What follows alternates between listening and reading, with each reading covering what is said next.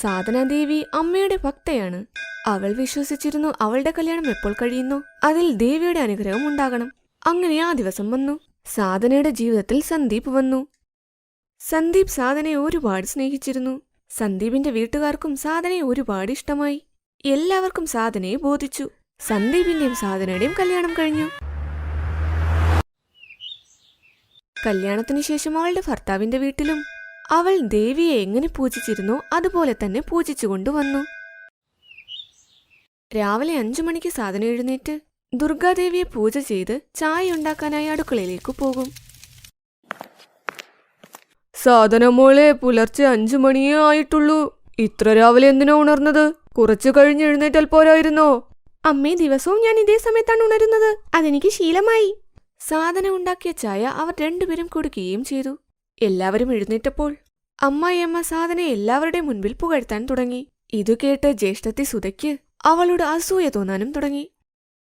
എന്തു നല്ല സംസ്കാരമുള്ള കുട്ടിയാണ് സാധന. ഇന്നലെ വരെ ഞാൻ പുലർച്ചെ എഴുന്നേറ്റ് ചായ ഉണ്ടാക്കാൻ കഷ്ടപ്പെടുമായിരുന്നു.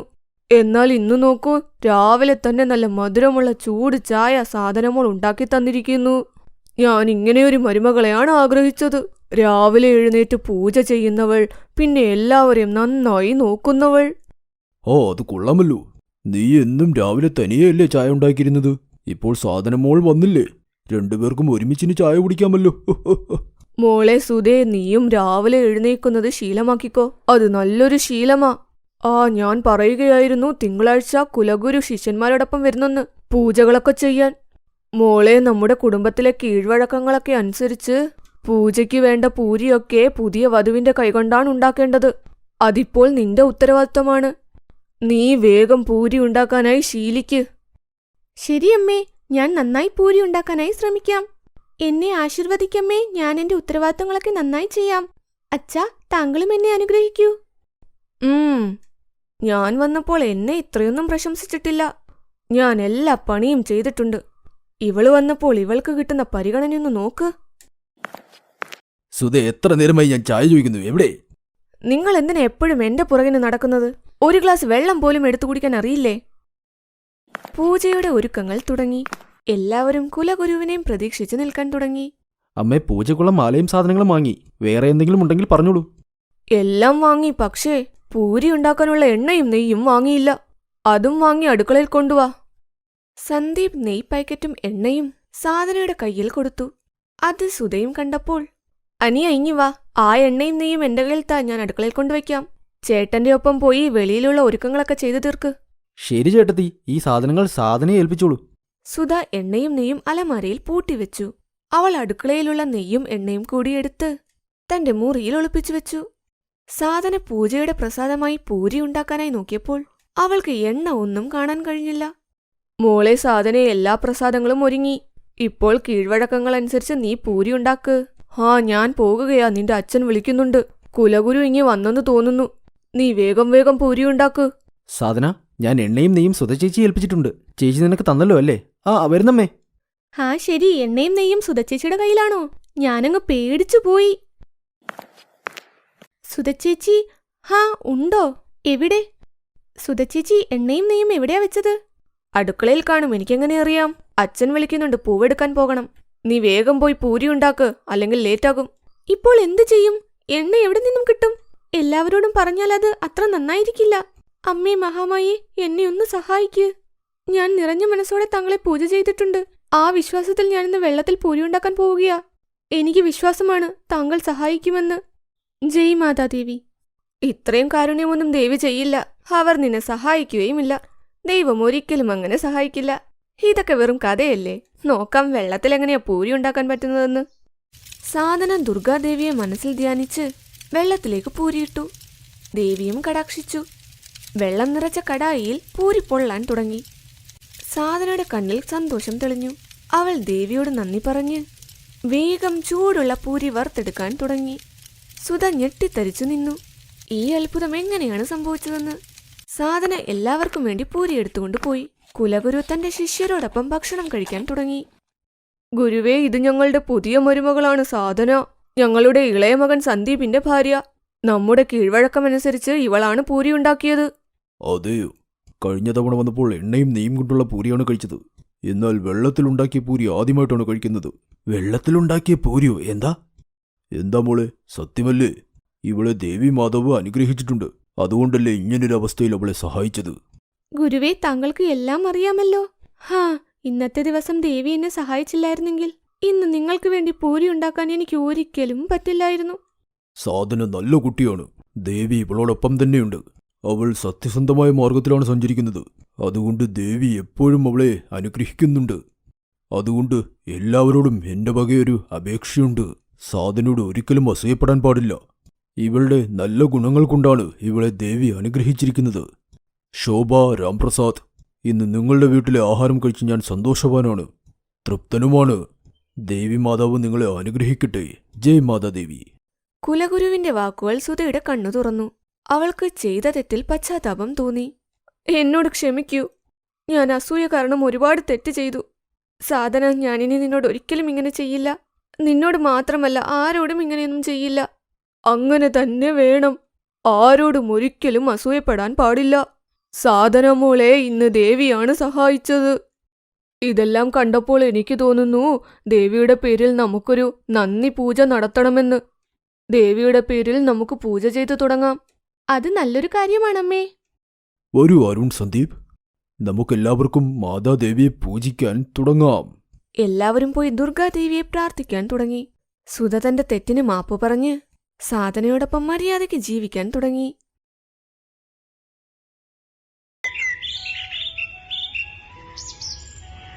മാധവ്പൂർ ഗ്രാമത്തിൽ സഞ്ജീവ് എന്ന പേരുള്ള വ്യക്തി തന്റെ ഭാര്യ അഞ്ജുവിനോടൊപ്പം ഒരു വലിയ വീട്ടിലാണ് താമസിച്ചിരുന്നത്. അവർക്ക് ഒരേ ഒരു മകനാണുള്ളത്.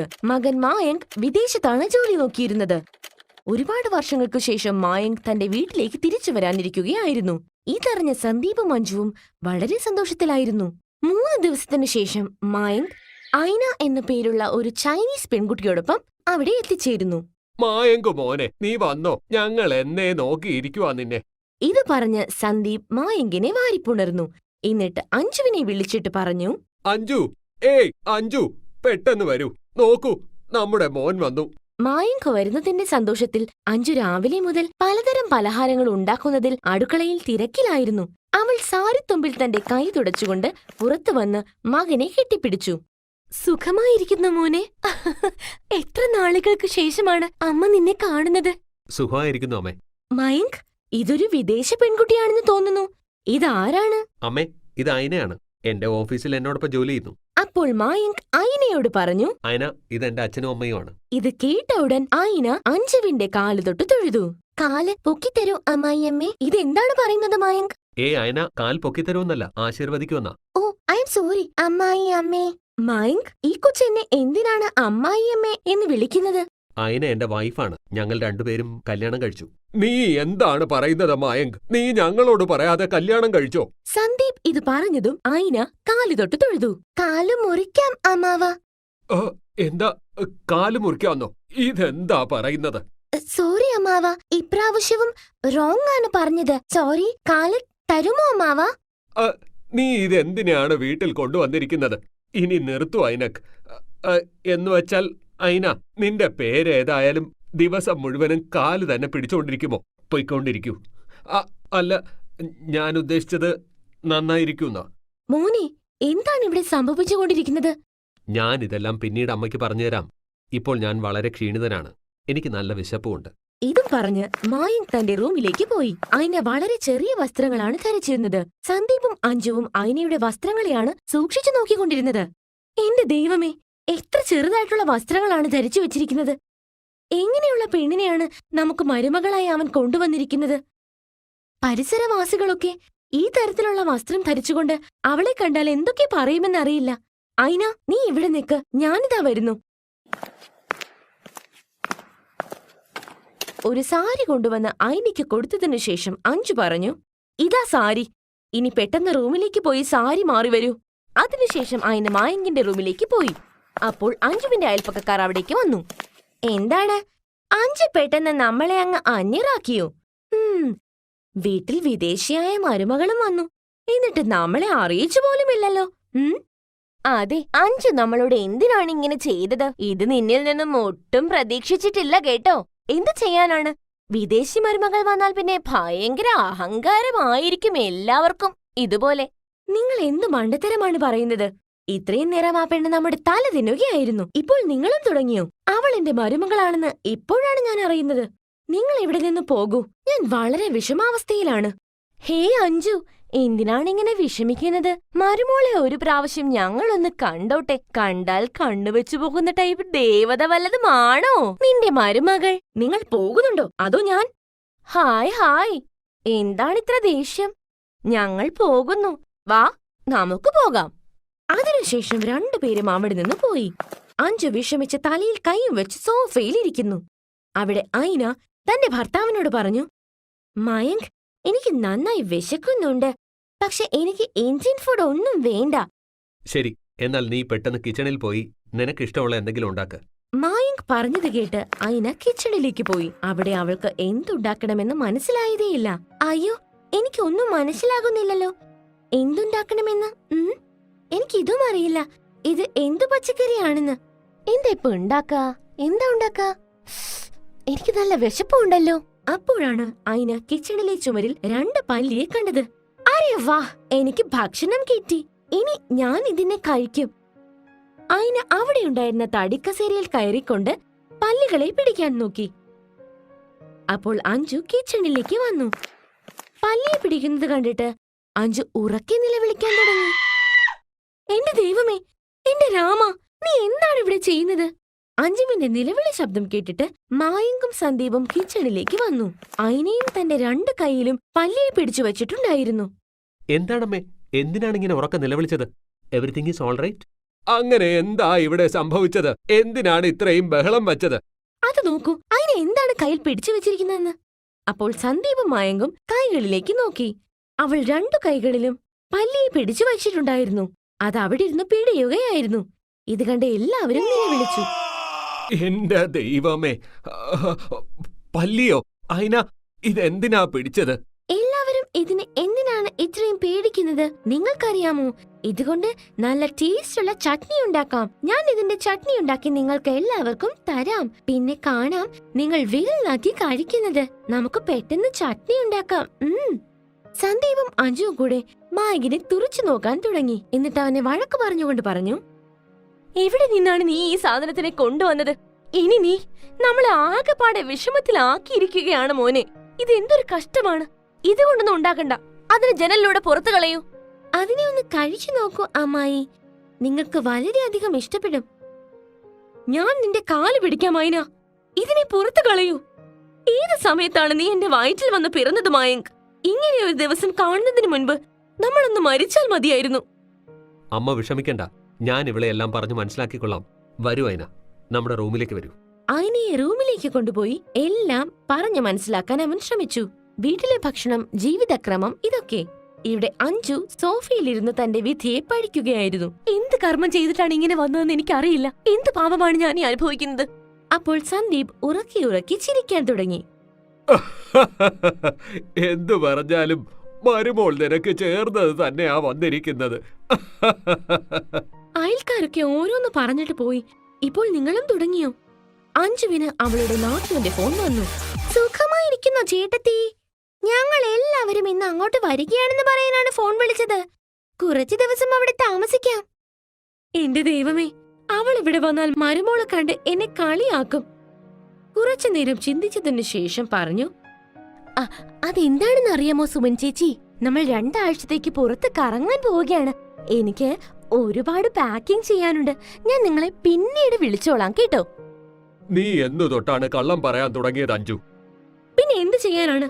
ആദ്യം തന്നെ മരുമോൾ വന്ന് എന്റെ ബി കൂട്ടി. ഇനി ബന്ധുക്കളും കൂടി വന്ന് എന്നെ കളിയാക്കിയാലോ? എനിക്കറിയില്ല ഇനി അവളോടൊപ്പം എങ്ങനെ ജീവിക്കുമെന്ന്. അപ്പോൾ ഐന ഒരു നല്ല ഭംഗിയുള്ള സാരി ഉടുത്ത് കയ്യിൽ 1 കപ്പ് ചായയുമായി അവിടെ വന്ന് അഞ്ജുവിനോട് പറഞ്ഞു, അമ്മേ, ഞാൻ നിങ്ങൾക്ക് ചായ ഉണ്ടാക്കിക്കൊണ്ട് വന്നിട്ടുണ്ടല്ലോ. കേൾക്കൂ, ഇത് നമ്മുടെ മരുമകൾ ഐന തന്നെയാണോ?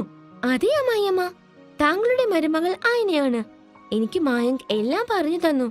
ഇവിടുത്തെ ജീവിത രീതികൾ, ആഹാരം, ഇതൊക്കെ. ഇതിനു മുൻപ് എന്നിൽ നിന്നുണ്ടായ മിസ്റ്റേക്കുകൾക്ക് ഐ ആം സോറി. ഇനി ഞാൻ നിങ്ങളെ ഒരിക്കലും ശല്യപ്പെടുത്തുകയില്ല. ആക്ച്വലി എനിക്ക് അമ്മയും അച്ഛനുമില്ല. ഞാൻ അനാഥ ആയതുകൊണ്ട് എനിക്ക് ഇതിനെപ്പറ്റി ഒന്നും അറിയില്ല. പതുക്കെ പതുക്കെ ഞാൻ എല്ലാം പഠിക്കാൻ ശ്രമിച്ചോളാം അമ്മേ. ഐന പറഞ്ഞത് കേട്ടിട്ട് സന്ദീപും അഞ്ജുവും വളരെ സ്നേഹത്തോടെ അവളെ കെട്ടിപ്പിടിച്ചു. എന്റെ മരുമകൾ ഇത്ര നല്ലവളാണെന്ന് എനിക്ക് അറിയാൻ കഴിഞ്ഞില്ല. മോളെ, നീ വിഷമിക്കേണ്ട. പതുക്കെ പതുക്കെ ഞാൻ എല്ലാം പറഞ്ഞു തരാം. അതിനുശേഷം അഞ്ജു ഐനയെ എല്ലാ ജോലിയും പഠിപ്പിച്ചു. കുറച്ചു ദിവസത്തിനു ശേഷം ഐന ഇന്ത്യയിലെ ഭക്ഷണവും ഇവിടുത്തെ ജീവിത രീതികളും ഭാഷയും ഒക്കെ നന്നായി പഠിച്ചു. പിന്നീട് എല്ലാം നല്ലത് തന്നെ നടന്നു. ഇപ്പോൾ അവരെല്ലാവരും സന്തോഷത്തോടെ ഒരുമിച്ച് ജീവിക്കുന്നു. Thanks for watching.